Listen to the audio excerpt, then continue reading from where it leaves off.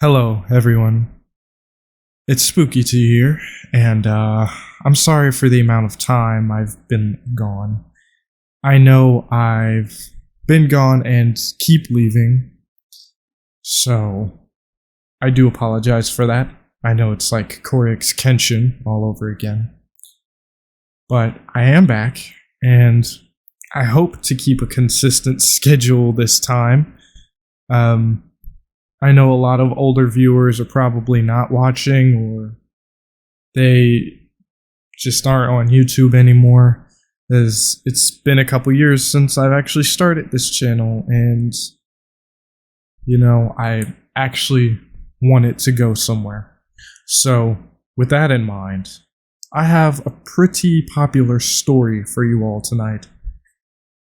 It's called The Thing in the Basement is Getting Better at Mimicking People by that EXO guy.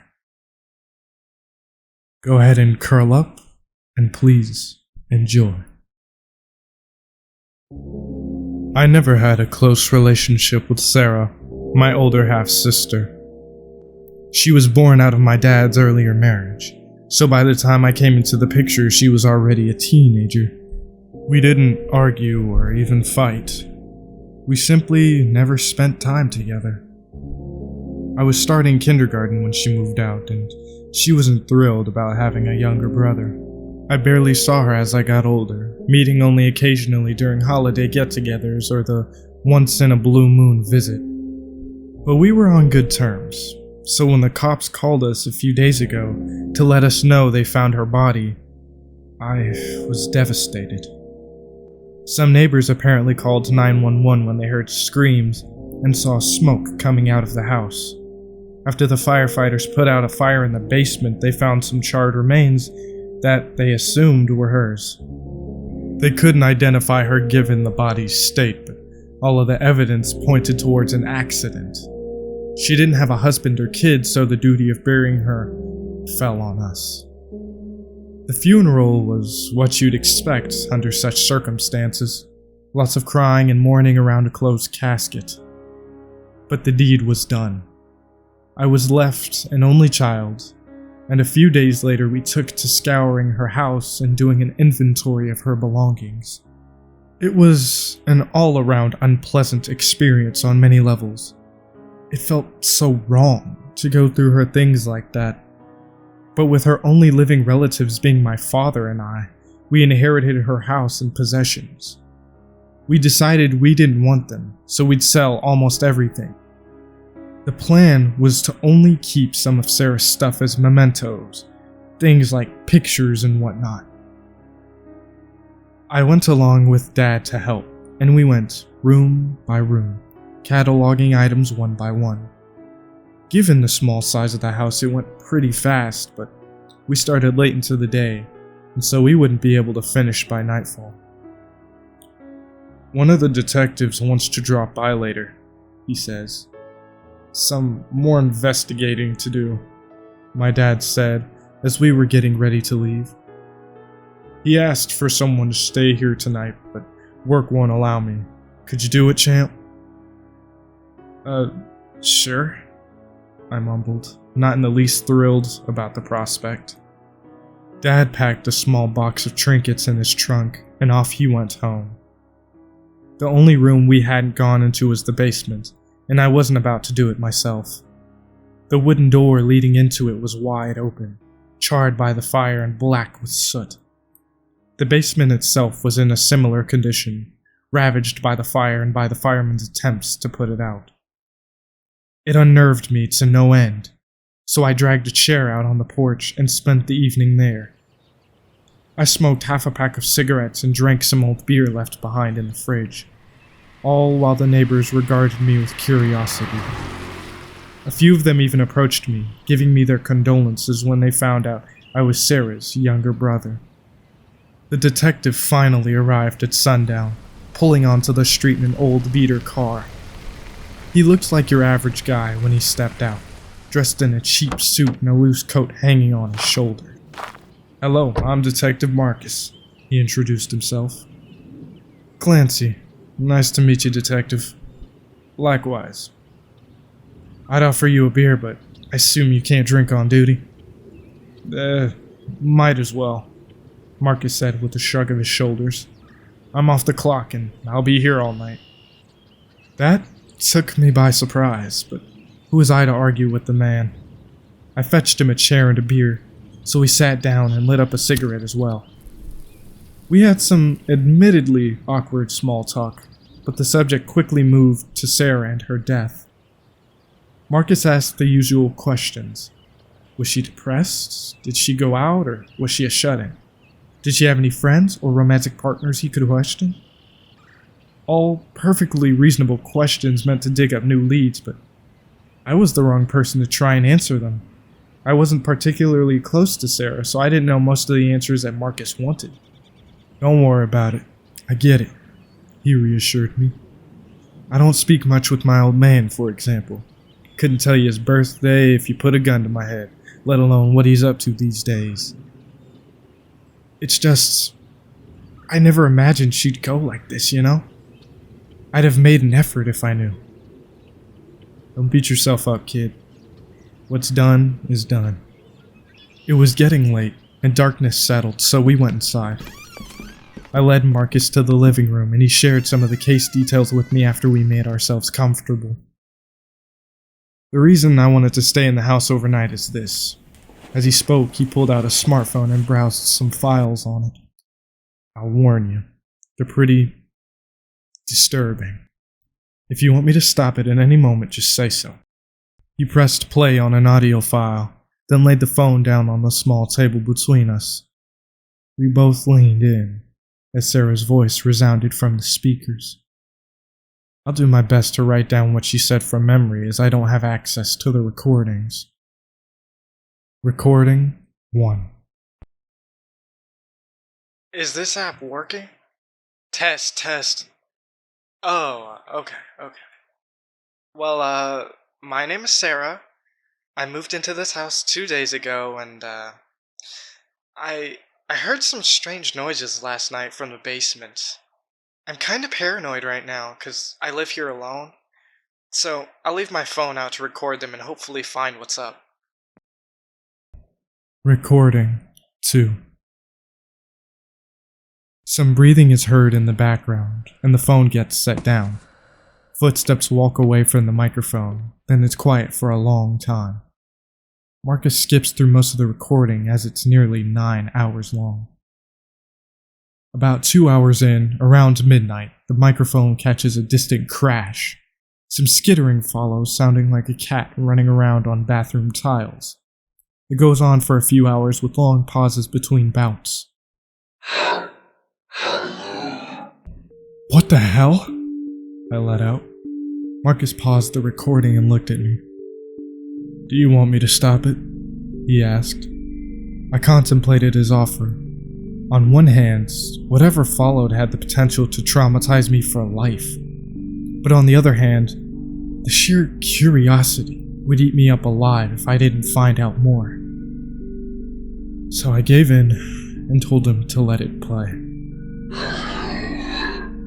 The voice calls again, this time sounding more human.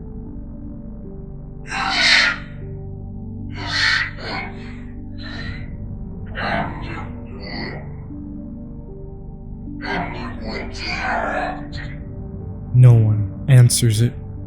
The voice falls silent and the skittering carries it away from the microphone. No more sounds are heard that night. Recording 3.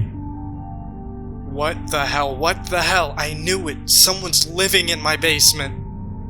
Recording 4. Okay. I calmed down a bit. I was terrified after I listened to the last recording, so I ran out the house and called the cops. A squad car came after about half an hour, and the bastards took their sweet time. But I showed them the recording, I went back inside, accompanied by a cop, and we checked out the basement. No one was there. We turned the place inside out. We checked everything, but the room is small. No windows, no exits, and no place for someone to hide. The cops think that it was an intruder that broke in, but they couldn't find any signs of it. They said they'll patrol the neighborhood at night and keep on the lookout for any suspicious activity, but one of them also asked me to keep recording, just in case. Recording 5. Okay, here goes. I'll leave the phone out tonight as well. The cop car just passed on the street, so I feel a bit safer. The sound of the phone being placed down is heard, and Sarah's footsteps follow. She leaves and the recording is silent for a few hours. Marcus skips ahead through it until another distant crash is caught. The skittering returns, stopping a few feet away from the microphone. The voice calls out. Is anyone out there? It sounds more feminine than the last time. Still inhuman, sort of like an artificially generated voice, but verging on crossing the uncanny valley into natural-sounding territory. It calls out a few more times over the span of a few hours, sounding more and more like a woman. When it becomes apparent that no one will answer its calls, the voice stops. The skittering takes it away from the microphone, and the rest of the recording is silent. This is getting all kinds of freaky, I mumbled. I know, Marcus admitted. Never seen anything like it before.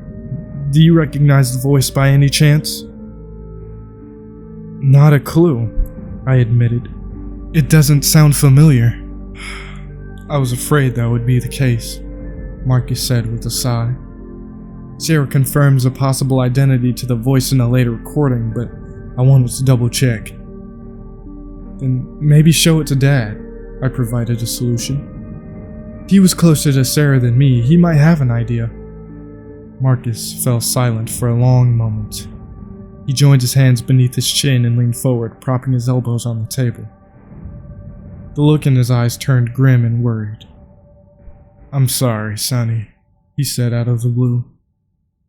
For all you've heard so far, and for all that's to follow. But I'm glad it's not your father that decided to stay. These recordings might just break him. What?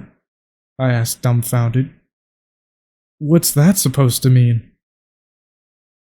It will all make sense if you keep listening, Marcus answered.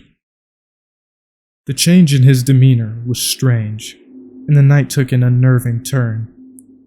I should have backed out. I should have kicked him out. I should have done a lot of things differently, but my curiosity mounted to levels beyond my ability to rein it in. So I proceeded to listen further. Recording 6. What the hell? That was Mom! Sarah cries into the microphone for a few minutes before the recording ends. Recording 7. I'm not gonna call the cops anymore. That was Mom calling out. I want to talk to her. She's been gone for so long. Recording 8. Okay. I've calmed down a bit. I hope. I'll wait here tonight. The recording is silent for a long time. It turns off abruptly after about half an hour. Do you know anything about Sarah's mother? Marcus asked me. I jumped back in my chair at the sudden interjection, completely absorbed by my thoughts. Not really, I admitted. She died before I was born. It was why my dad remarried. Marcus gave me a thoughtful nod of his head in answer, and he played the next recording.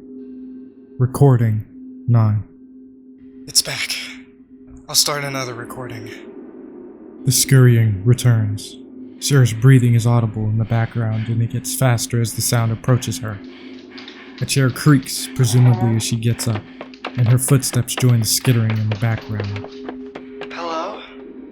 The same woman's voice from the previous recording calls out. Who are you? Who are you? The voice repeats Sarah's words back to her. Mom? Sarah cries out in a trembling voice. Mom? The voice repeats her words again. Who the hell are you? How do you have my mother's voice? Who are you? The voice repeats. Footsteps resound again, approaching the voice as it says the same line over and over. Answer me! Sarah demands. Knocking is heard, as if someone bashes a door with their fist. Answer me. The voice coos. What do you want? The voice lets out a few garbled words, but they are unintelligible. Its pitch and intonation adjust before it speaks again. Sarah, my dear, is that you? I was left, stupefied. The uncanny valley was finally crossed, and the voice sounded decidedly human for the first time. It held none of the animalistic traits from before. The subtle anger and malice in it was gone, replaced by a deep sense of compassion and worry. I haven't seen you in so long. The voice continued. Sarah weeps silently in the background, but she doesn't answer the voice again. It, however, keeps calling out. I've missed you, my dear. Footsteps sound as Sarah backs away and the voice grows distant. It calls out over and over again, but the facade cracks. It can't maintain its grip on the charade for long, and it devolves back into the uncanny valley slowly. The footsteps pick up speed until they turn into a run. After a few seconds, the voice becomes inaudible. A door is opened and closed shut with force, and Sarah starts crying uncontrollably. The recording stops. The recordings are time-stamped, Marcus said. After this one ended, Sarah didn't make another one for a few days. Considering what I'd just heard, I didn't know what to answer. I kept silent, mulling over my own thoughts and feelings on the matter. As intriguing as the situation was, I mostly felt horrified and sorry for Sarah. I couldn't even begin to imagine what must have gone through her head after living through that. Why are you showing me all of this? I asked Marcus after a while. If you really are a detective and part of the police force, you'd lock stuff like this away behind 10 locks and keys. Marcus leaned back in his own chair, thinking my question over. He pulled out his crumpled up pack of cigarettes and retrieved one from it. I pushed the ashtray closer to his side of the table as he lit it up, and he bellowed out a cloud of white smoke. All in due time, he answered. His eyes scanned me in a fashion completely different from before, with a cold and calculated look behind them. What do you think so far? I don't know. What the hell is going on? Answer me, Clancy, and be honest, he demanded. Whether or not I'll show you more depends on it. I racked my brain, but I truly was and utterly stumped. The situation devolved too fast for me to keep up, and I didn't know what to think anymore. But I could tell that wasn't the answer Marcus wanted. I don't know. A ghost? A demon? A skinwalker? I hazarded a guess. Marcus seemed surprised by that. He pushed the cigarette away from his face, letting out another lungful of smoke. And do you believe that? He asked bluntly. That it could be something supernatural. What the fuck else could it be? I answered his question with another. What do you think it is? What I think is irrelevant.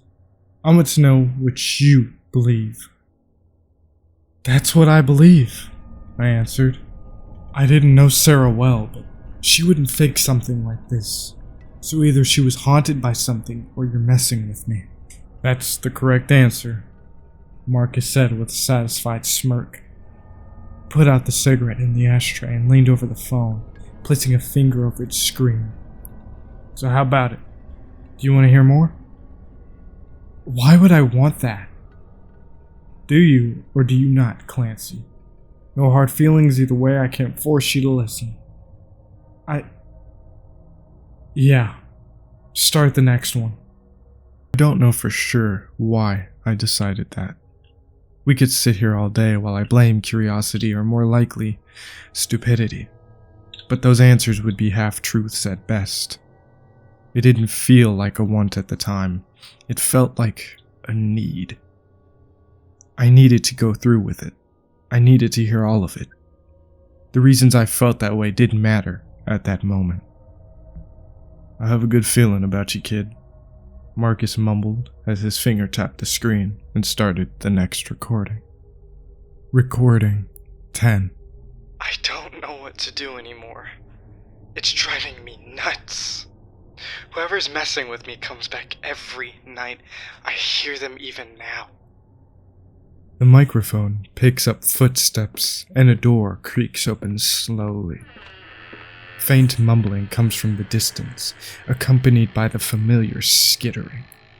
It pauses for a brief moment before it speaks up. "Sarah, my dear." The voice calls out, not entirely human. "Please, I just..." The door closes shut with a loud thud, and Sarah retreats back into the room. "I tried a lot of things over the past few days. The calls from the basement, so I got locks and put them on the door. They're untouched, so whoever it is isn't coming from outside the house. It hides in there somewhere. I called the cops again while the thing was there, but it left when the cops arrived. The 2 officers asked me to unlock the door and they checked the basement again, but lo and behold, it's as empty as the last time. I'm not sure what they think of me. Maybe they suspect I'm fucking with them? So I can't rely on their help. I even told Amy about the thing and showed her the recordings, so she slept over yesterday. The thing somehow knew I wasn't alone because it didn't make a peep the entire night. I'm not sure if Amy believes me or not anymore. Hell, I wouldn't believe me if I were her. But she offered a solution.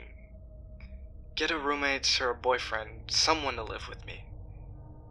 It could work, but I don't know anymore. "Do you know this, Amy?" Marcus asked as the recording ended. "I think Sarah mentioned her a few times, but I never met her." I looked over my shoulder as I answered, at the corridor leading to the kitchen. The basement door was on one of the walls there, and I could see the locks mentioned in the recording. They hung open on the door, but they were clearly still intact. Marcus snapped his fingers to get my clearly distracted attention. Then he pointed down at the phone. "Want to keep going?" he asked once more. "Yeah." Before I hit play, I want to ask you something again. Did you, by any chance, suffer any mental trauma as a child or even recently? Something that shook you to your core? I raised an eyebrow at the strange question. "No, why?" "You're taking all of this surprisingly well. Your mental fortitude is pretty high," Marcus answered. "That's sometimes a sign of..." Never mind. He hit play before I could pry him for more details, so I fell silent to not miss it. But I made up my mind. When it was over, Marcus would have a lot of answering to do. Recording 11. I've tried my best to ignore it. I slept at friends' houses some nights, but that's getting harder to pull off. I've tried looking for roommates, but no one wants to share a small house with this stupid pandemic around. And my search for a boyfriend is fruitless. I'm getting a bit old for the dating scene. I'll keep at it, but from the looks of things, everyone's mostly down to fuck and not much else. I don't want to resort to frequent one-night stands. The police still answer my calls, thankfully, but they're not doing much. Even their patrols are getting less and less frequent. I'm at a total loss here. I've considered selling the house and moving, but I can't afford it. Dad might be my last resort. Maybe I can move in with him and his wife and son. We're not exactly friends though, so who knows? And I can't risk telling them. There's no chance in hell they'll take me if they think I'm crazy. Hearing that, hearing her opinion of me and my mom, it stung. Sure, we weren't more than acquaintances, but we're not horrible people. We would have taken Sarah in if she reached out to us, so to know that her salvation was so close, kept at bay only by superficial assessments of us, it sucked. Plain and simple. And if she would have showed us the recordings, we might have even believed her, especially Dad. Play the next one, I demanded before Marcus had a chance to say anything. You sure? You sound a bit riled up. Maybe play it. Marcus sighed deeply, but he did as he was told. Recording 12. It's still here. It won't go the fuck away. I haven't talked to it in almost a month now, but it's still here. It's going to drive me insane for real. I can't take it anymore. I'll confront it again tonight. Maybe I can find out what the fuck it wants or get some answers. Recording 13. The recording starts, and it is quite safe for static for a few moments. Sarah takes a deep breath and a barely audible step. Are you there? The skittering returns, coming closer to the microphone than ever before. It sounds more frantic than usual. Of course, my dear. The voice says sweetly. I'm always here. You stop that, you hear me? Stop using her voice. Sarah, I said stop. I know you're not her. The voice coughs loudly. It changes as it does, slowly morphing and growing deeper. When it stops, it sounds male. Sarah, honey. I paused, hearing that. It was Dad's voice, no doubt about it. Although it sounded ever so slightly off, I could recognize it. Up to that point, my running theory was that the thing could mimic the dead, but Dad is still very much alive, so that threw my theory under the bus. I didn't know what to believe anymore. What do you want? I just want to see you. Open the door. Sarah backs away as her breathing grows faster. Please, honey. The voice begs again. It's dark down here. I just... Shut up! Sarah runs away from the door as the voice's calls continue in the background. That was your father, correct? Marcus asked when the recording ended. Yeah. And what does that tell us? I pondered the question for a moment. It's not a skinwalker like I thought at first. I don't know much about them, but skinwalkers need to kill their victims to copy them, right? Not necessarily, Marcus answered. But they do need to hear the voice they're trying to copy. And anyways, the skinwalker could have broken down the door. So it's something else? I deduced. But what? I'm not sure yet. He went to play the next recording, but I stopped him. Where do you know so much about skinwalkers from? Marcus chuckled dryly. All in due time, Clancy. We still have a few recordings to go through. He hit play on the next recording, so we listened. Recording 14. It's not just Mom and Dad anymore. That damn thing has so many voices now. Amy, my ex-boyfriend Clint, random voices I can't even place. Hell, it even used the voices of those 2 police officers that went down in the basement looking for it. It keeps calling for me. Pleading, begging, feigning confusion, asking to be let out. But I won't do it. I won't open that damn door ever again. Fuck whatever I keep down there. It can have my stuff for all I care. I'm tired. I can't sleep because of it. It's getting so hard to do anything, I swear. Today, I almost got fired for mixing up customer orders for the 20th time. I nearly snapped at the manager, but I stopped at the last second and apologized. Some coworkers noticed I'm acting off and asked me about it, but I can't tell them. They'll think I'm crazy. Hell, I'm starting to think I might be crazy myself. Recording 15. Sis? That's as far as I got into that particular recording.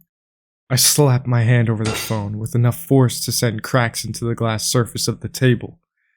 Marcus jumped back in his chair, taken by surprise. "What the hell?" I let out. "That's my fucking voice!" "I knew this one would get to you," Marcus answered with a half grin. "Or, well, gets you more than the others." "I never visited Sarah here," I stressed. "It couldn't have heard my voice. How the fuck did it copy me?" "Think, Clancy. Did it ever hear Sarah's dead mother?" Marcus answered my question with another. "For how long has she been dead?" 20 years, I said as I finally understood. "So what does that tell you?"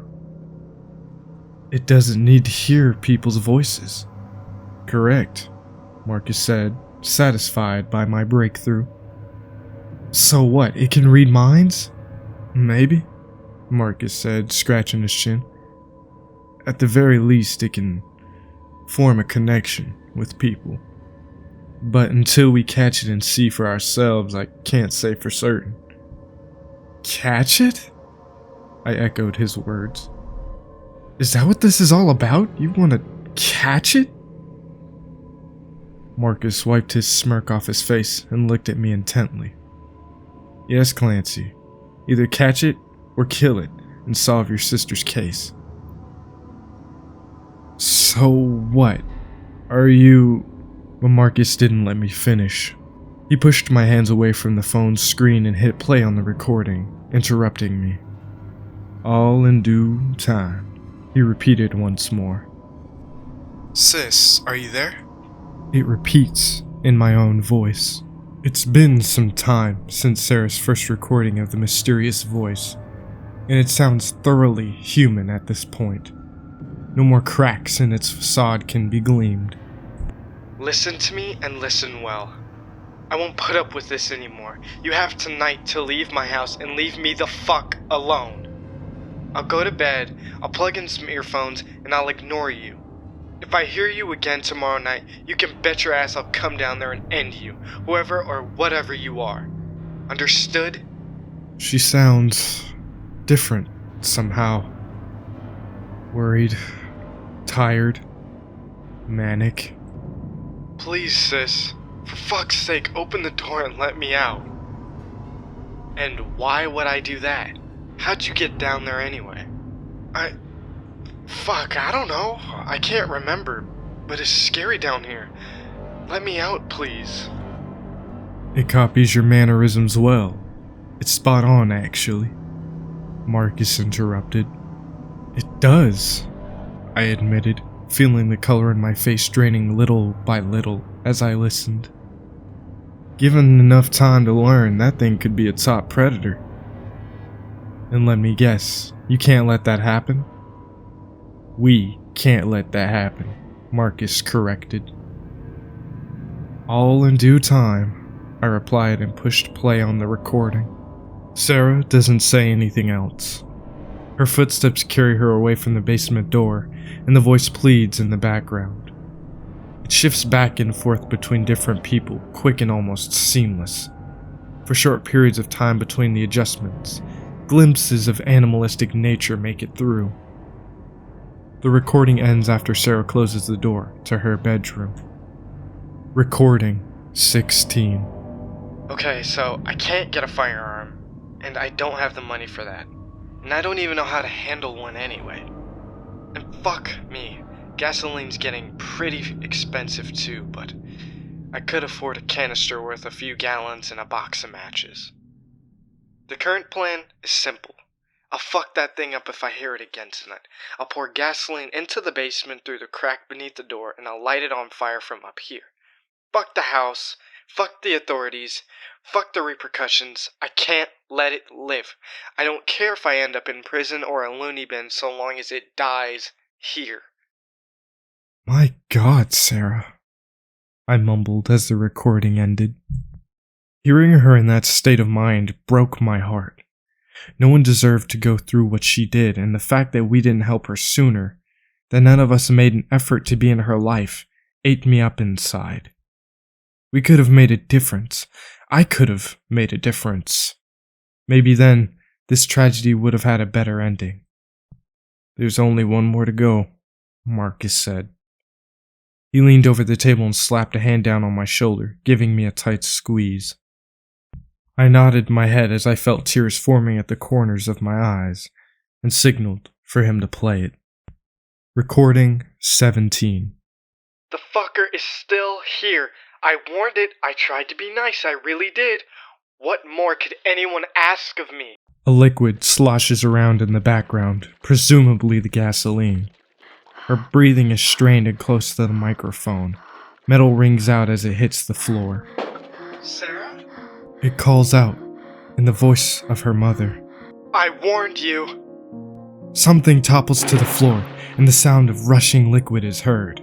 This is on you. It's not my fault. Sarah, please. The voice yells, more desperate than ever. What are you doing? What I said I would. You didn't listen. Why didn't you listen? Please, Sarah. You don't have to do this. Just let me out, please. Enough. Stop using her fucking voice. The thing falls silent. Sarah takes a deep breath and the sound of gasoline pouring out of the canister dies down as it presumably runs out. Her clothes rustle as she searches her pockets, and she shakes the matchbox when she finds it. The sounds of the matches jumping around inside is the only audible thing for a moment. You know what this is, don't you? She opens the box and fumbles around with the matches for a moment. The voice doesn't answer her, but instead skitters away from the door frantically. Sarah takes one final breath, and the sound of a match being struck is heard, loud and clear. Get fucked. The microphone doesn't pick up the lit match hitting the ground, but it does pick up the gasoline igniting. Air rushes in as the flames begin to burn, and Sarah lets out a yelp. The voice begins to scream loudly, rapidly switching back and forth. Please. It lets out one final call, for the first time using Sarah's voice. The recording ended, leaving me wrapped up in a whirlwind of emotions. I was horrified. I was stupefied. I was strangely glad for it to finally be over. I was a mess, to put it bluntly. My body felt like it melted into the seat, but I quickly composed myself when I remembered that Marcus still had some questions to answer. "Did Sarah kill it? Did we bury a monster instead of her?" I asked in a single breath. "I don't know," Marcus answered. "It could very well be the case, but then where is she?" "Exactly. Plus a lot of other things don't line up. But to be fair, they didn't line up no matter which angle I went at it from. All that we know for certain right now is that someone died in a fire." "So, monster, huh?" I asked after a few moments of heavy silence. "Pretty much," Marcus answered. "I'm the only one they call when shit gets spooky.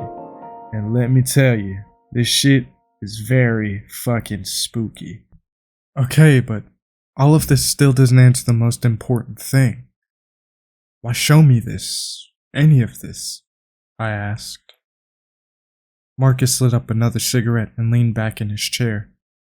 For the first time since he entered the house, he seemed truly comfortable, like he had nothing left to hide. "We're always on the lookout for new recruits, so consider tonight your entry test," he admitted. "You're a bit rough around the edges, but you seem like a decent candidate to me." "Me? A monster hunter? You can't be serious." I shot back with disbelief. Marcus just shrugged his shoulders. "You'll never know unless you try. I sure as shit didn't. Never expected to hunt the things that go bump in the night before I tried." "And what if I refuse?" I asked. "Will you kill me? Or erase my memory or something?" At that, Marcus just laughed out loud. If you don't want to, you don't want to. Simple as. You could try to tell anyone, but who's gonna believe you? I frowned, and Marcus caught on that he struck a nerve. So he composed himself and got up, taking the phone and stashing it in his pocket. Look, kid, it's like I told you time and time again tonight. I can't force you to do anything, but consider it, okay? As he said that, he pulled out a business card that he tossed on the table in front of me. The world desperately needs more people like us. If there were more of us to go around, then maybe what happened here would have been stopped sooner. Yeah. It might be too late for your sister, but you can make the difference for someone else. If you make up your mind, it doesn't matter if it's tomorrow or a year from now. Give me a call. And take care. With that, Marcus left. I saw him to the door and closed it behind him. Then I went to crash into bed. My entire worldview was shattered tonight, and I decided to get some rest before I tried to make sense of the pieces. The following days were uneventful, but even so, the strain of that night hung over me. It permeated my thoughts at all times, permanently active in the background as it burrowed deeper and deeper. Dad returned, we finished clearing the house, and he put it up for sale.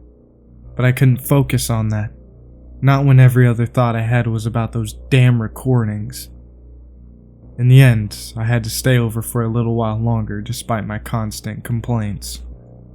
Because of the slummy neighborhood and sketchy neighbors, Dad didn't want the house to go unoccupied. That's basically asking for thieves and punks to break in, he explained. And it's gonna be hard to sell it if squatters make nests here. So just hang on for a little while longer, okay? The matter. To tell him he could stay over himself if he was that worried. But I didn't. I couldn't. Not when I knew the truth about what went down. He wouldn't be another death on my conscience. So I lived in the house for another week or so, helping out with renovations and whatnot. And truth be told, it wasn't all that bad. It was a bit creepy, sure, but the freedom of living on my own was oddly pleasant. One evening, after he went home and I was left all alone, I heard a knock on the door. I slowly made my way over to answer, expecting either him or Marcus, but who I found on the other side left me terrified. It was Sarah. "Hey, Clancy," she greeted, sounding almost casual. "What? How?" I let out in a meek voice as my tears started to flow. "I have a lot of explaining to do, I know, but..." I didn't let her finish. I jumped her, latching my arms around her shoulders as I bawled my eyes out. She put her arms around me as well, and we hugged for minutes in the doorway as I cried. "What happened? Where were you?" I asked when we finally parted. We buried you. We thought you were dead." "I'm sorry," she answered. "A lot happened and I had some problems.